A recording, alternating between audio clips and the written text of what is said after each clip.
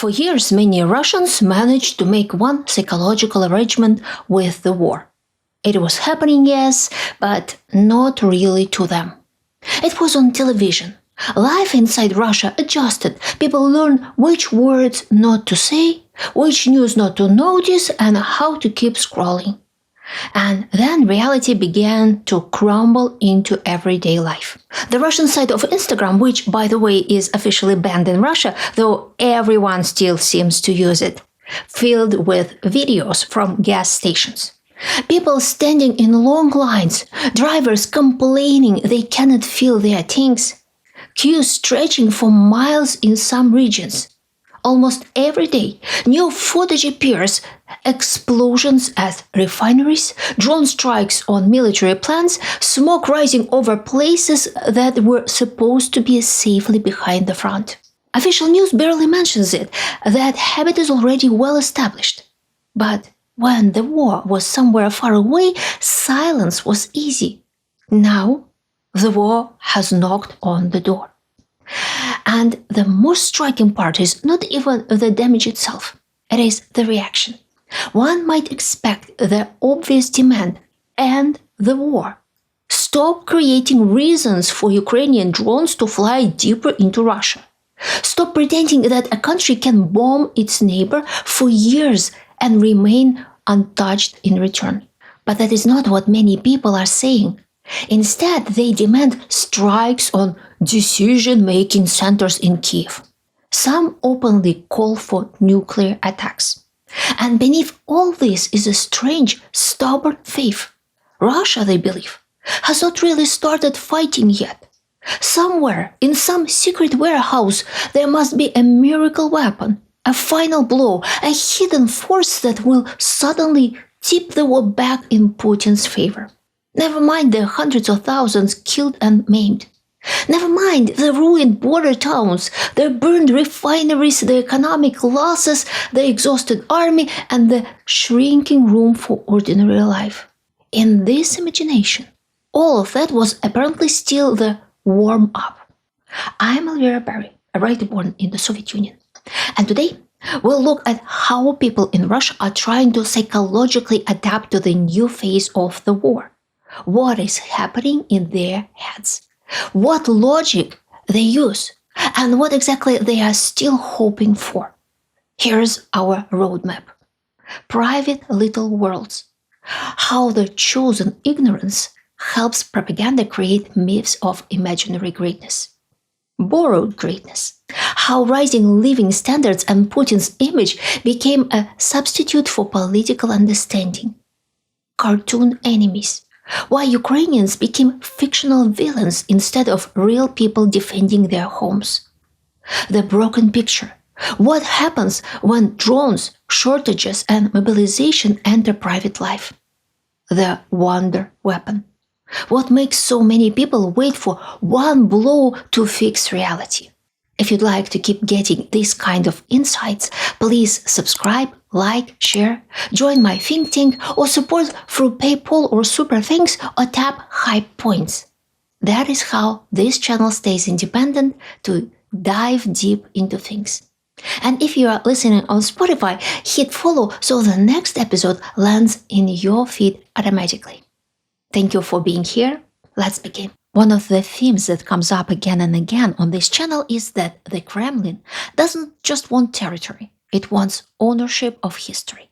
There is a deeply rooted belief in Russia that if something was once Soviet, then it somehow still belongs to Russia.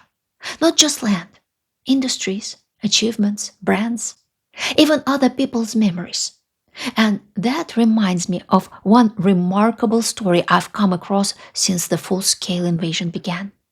Many people don't know this, but one of the Soviet Union's most famous sparkling wine centers was built in Artemivsk, today's Bakhmut.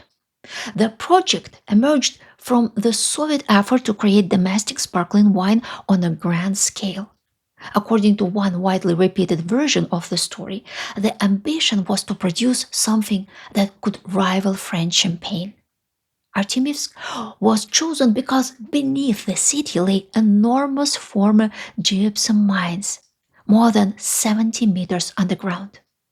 Their stable temperature and humidity made them ideal for aging sparkling wine by the traditional method. For decades, millions of bottles matured there. After Ukraine became independent, something important happened. The winery was no longer simply a Soviet industrial inheritance. It became part of independent Ukraine's own history. The city eventually returned to its historical name, Bakhmut, and the older Timivsk winery became Art Winery. Its wines were exported abroad and became part of Ukraine's modern wine industry. Then came another rupture. Before 2014, most of the grapes used by the winery came from Crimea. After Russia occupied the peninsula, that supply chain was cut. The company had to find new vineyards in southern Ukraine and elsewhere. But some wines made from Crimean grapes harvested before the occupation were still aging deep beneath Bakhmut. They had already become a kind of historical artifact. Ukrainian wine made from Ukrainian Crimea, aging beneath a Ukrainian city that would soon become one of the main battlefields of the war. Then came the battle for Bakhmut. As Russian forces closed in, winery workers tried to save what they could. Hundreds of thousands of bottles were prepared for evacuation, and part of the collection was successfully removed. But around 6 million bottles remained in the underground complex when Ukraine lost control of the city. Their exact fate is still unclear. What is clear is that only a limited number of bottles aged beneath Bakhmut before the invasion survived outside Russian control. I love this story because it isn't really about wine. It's about identity. An empire can inherit a factory and assume that its history belongs to the empire forever, but history doesn't work that way. Over 30 years of Ukrainian independence, the Soviet enterprise became part of another country's economy, culture, and memory. Crimea changed the wine. Bakhmut gave it a home. Ukrainian workers protected it, produced it, and when war came, risked their lives trying to save it. The Kremlin could occupy the city, but it could not turn that history back into a Soviet possession. That's why I'm genuinely happy that Art Wine is sponsoring today's video.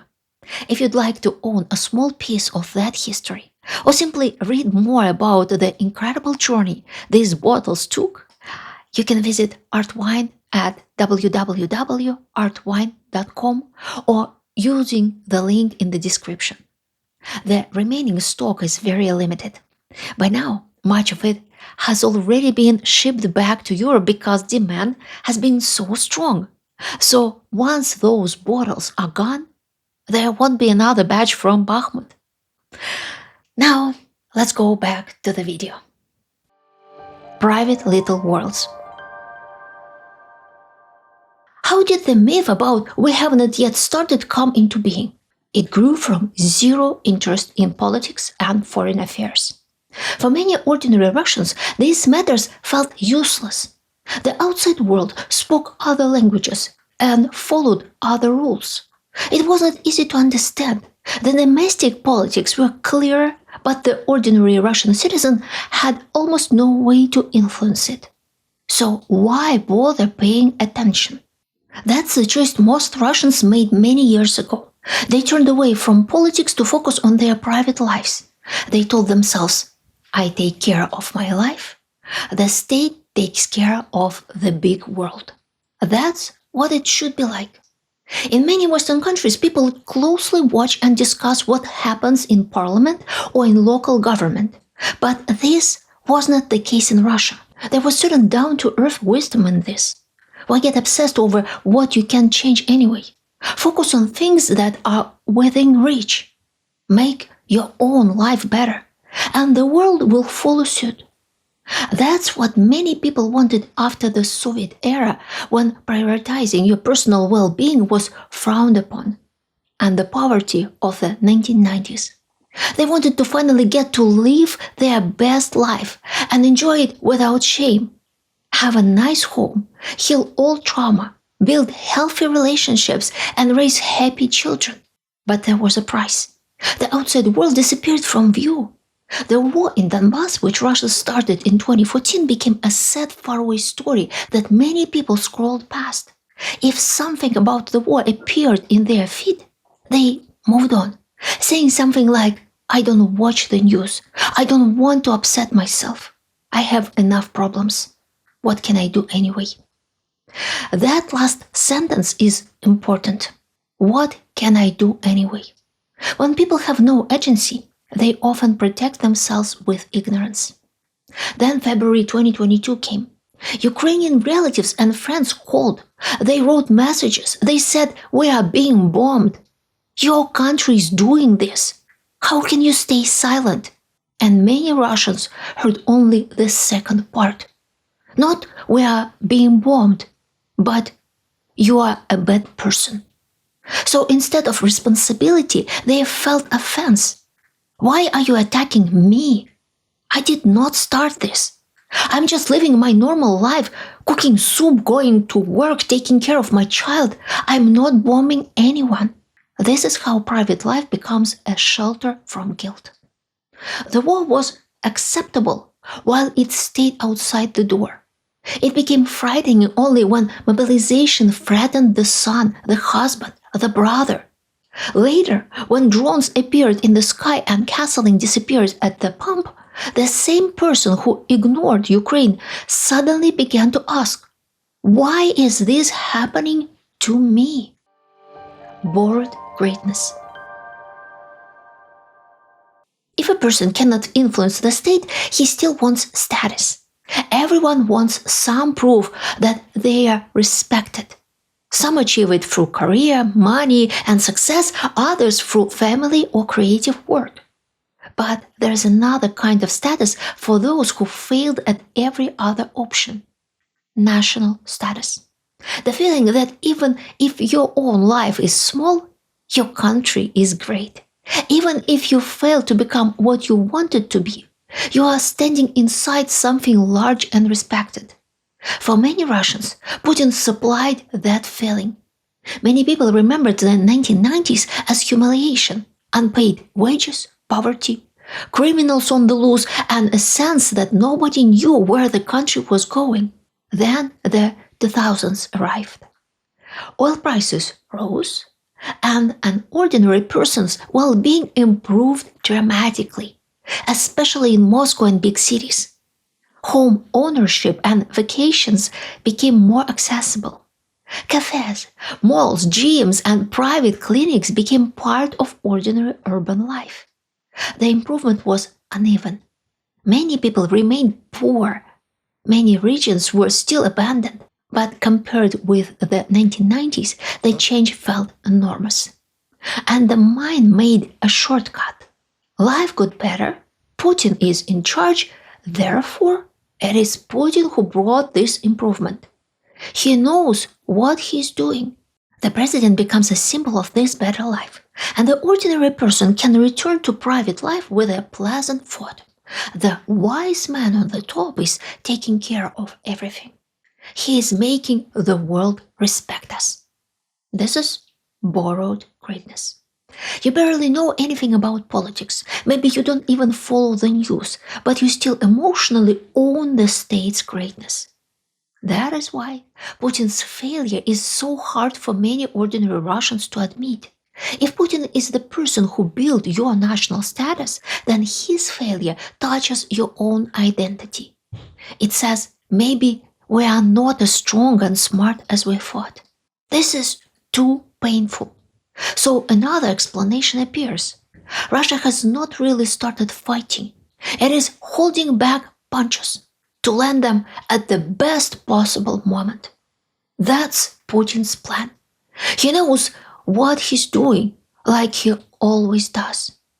This is emotional protection that keeps an ordinary Russian's peace of mind. Cartoon enemies. The myth Russia has not started yet needs a certain kind of enemy. A cartoon enemy who won't foil your plan because he's merely a prop in your story. Russian propaganda is working tirelessly to reduce Ukrainians to exactly that kind of enemy by calling them Nazis, banderids, or Western puppets. All these labels erase real people's identity and grievances. They imply that their only reason Ukrainians are fighting back is that they are evil or manipulated. The word denazification was especially useful. It turned a real country into a flat villain. If Russia is fighting Nazis, then Russian citizens do not have to ask what Ukrainian people actually want. They do not have to ask why people in Kharkov, Odessa, Kyiv, Dnipro, or Kherson are resisting. They do not have to imagine a mother in a hallway with a child during an air raid. This is one of the reasons so many Russians could stay emotionally far away from the war. They were watching it as a simple story. Our brave heroes against their filthy villains. But once Ukrainians became cartoon villains, Russian failure became harder to understand. How can a great power fail to defeat cartoon villains? This is where the myth needs another trick. If the enemy is small and fake, but still does not fall, then someone larger must be standing behind him. NATO, the West, America, Europe, the Anglo-Saxons, whoever the story needs today. The enemy grows because Russian pride needs him to grow. This happens in ordinary conversations too. A person says Ukraine violated the Minsk agreements. Ask him if he read the Minsk agreements. Usually no. He heard the phrase somewhere. A person says Khrushchev illegally gave Crimea away. Ask him what Soviet legal procedure was used in 1954. Usually he does not know. A person says Ukraine is run by Nazis.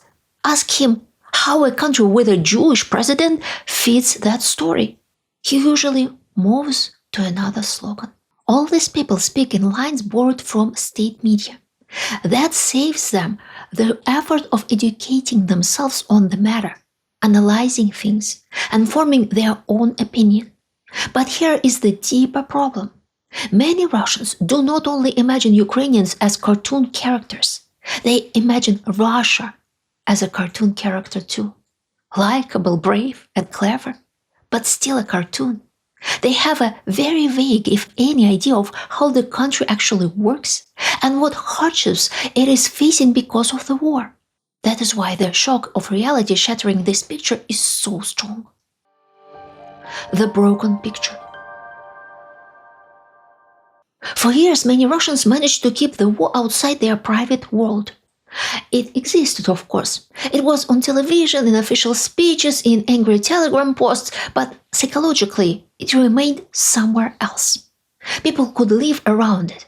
They could avoid the subject, change the channel, plan their weekends, and pretend that history was not pressing against the window. Then, the war began to knock. Mobilization was the first real shock. Suddenly, the war could enter a family through a draft notice. That was when many people panicked. Not when Ukrainian cities were being bombed, but when the state reached for their own sons and husbands. Then came drones. A country that had been told it was protected by greatness began seeing war in the sky. And now, the same lesson is being delivered at the gas station. Today I saw a short video of a young Russian woman driving her car and crying because of the fuel shortages. She had planned a vacation. She had waited for it all year. Now, she didn't know whether she could go at all. By car, she risked getting stuck somewhere without gasoline. By plane, she faced canceled flights or absurdly expensive tickets. She was in tears. "I don't know what's going on," she said. "I don't care about politics. I don't give a damn who started it or who is guilty. I want my vacation." This is where the old picture cracks. A person sees the shortage with her own eyes, but the official world insists that everything is under control. A person hears about drones reaching Russian territory, But television either says little or turns the story into proof that Russia must strike harder. Their contradiction is too uncomfortable to leave untreated. So the state offers a simple emotion: anger. Naturally, not at the people who started the war. The anger must be aimed at Ukraine. Revenge replaces explanation. Instead of asking why the war has reached Russian gas stations and airports, people are encouraged to demand a spectacular strike on Kyiv. It may not solve anything practical, but it gives a fighting person a feeling that something has been answered. And if a person has avoided politics for years, this emotional shortcut is tempting. It requires no painful revision of the past, so the mind reaches for the nearest comfort. Maybe this is all part of a clever plan. Maybe Russia is simply holding back. Maybe the real war has not even started. That phrase is especially convenient. It keeps the old cozy version of reality alive. Russia is still strong. Putin is still in control. Somewhere hidden from view, there is still a final trump card: the wonder weapon. "We have not started yet" is a desperate wish for a final instrument sitting deep inside Russia that has not been used yet. Once brought in, it will land one decisive blow that will end the story correctly. For many Russians, nuclear weapons feel like that kind of final magical button. They prefer not to imagine the real consequences, real deaths and destruction from a nuclear strike. Instead, they imagine restoration of status. One threat, and everyone becomes afraid again. One word from Putin and the West backs down. But nuclear blackmail is not a power move. It is a scream for attention from a state that cannot win the normal war it started. There is a historical echo here. In late Nazi Germany, propaganda kept promising wonder weapons. The word was Wunderwaffe, new rockets or aircrafts that would turn the war around when ordinary reality had already turned against the regime. Some weapons were real and deadly, such as the V-2 rocket, but still they did not save Hitler's Germany. That is the lesson. A wonder weapon, even when it's real, can't fix a lost war or a rotten strategy. The phrase "we have not started yet" hides a very common fear. Maybe Russia has started, and this is all it can do. The idea that Russia is politely holding back its real power is fantasy.